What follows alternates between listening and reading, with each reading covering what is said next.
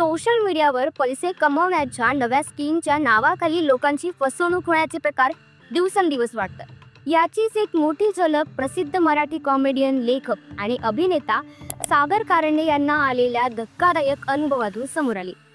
Instagram post like केल्यावर पैसे मिळतील या आमिषाने त्यांची तब्बल 61.83 लाख रुपयांची फसवणूक झाली आहे। आता सागर कारंडे यांनी सायबर पोलीस ठाण्यात या संदर्भात तक्रार दाखल केली आहे।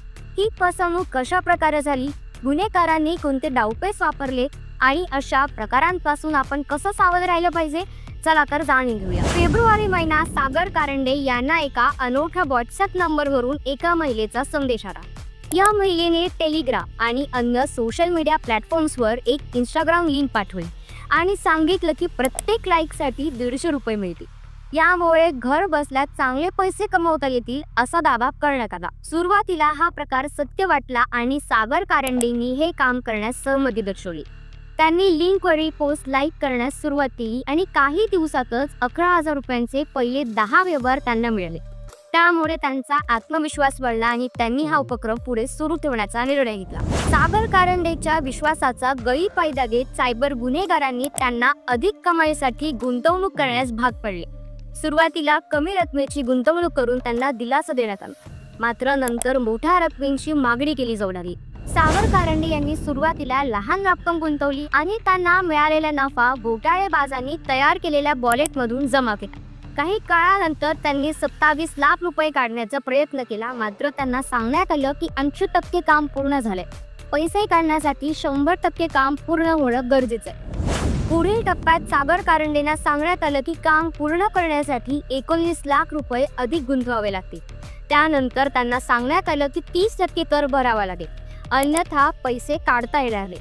अशा प्रकारे सागर कारंडेकडून 61.83 लाख रुपये उकळण्यात आले। एवढ्या मोठ्या रकमेची गुंतवणूक केल्यानंतरही सागर कारंडेंना पैसे परत मिळाले नाही। यावर कर चुकीच्या खात्यात जमा झाला आहे असं कारण सांगून त्यांच्याकडून आणखी पैसे मागण्यात आले।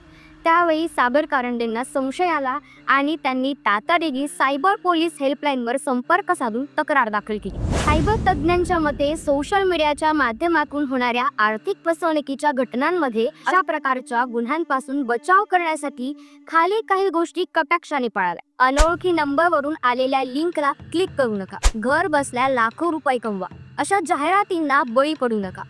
ऑनलाईन व्यवहार करताना अधिकृत वेबसाईट किंवा ॲपचा वापर करा। संपर्क साधणाऱ्या व्यक्तीचा विश्वासार्हता तपासा।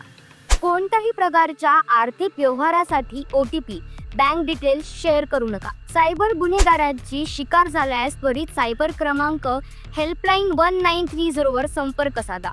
सागर कारंडे यांची जशी फसवणूक झाली तशी तुमची, आमची देखील होऊ शकते। त्यासाठी हा व्हिडिओ जास्तीत जास्त शेअर करा, तुमचं मत कमेंट करा आणि चॅनलवर नवीन असाल तर सबस्क्राईब करायला अजिबात विसरू नका। धन्यवाद।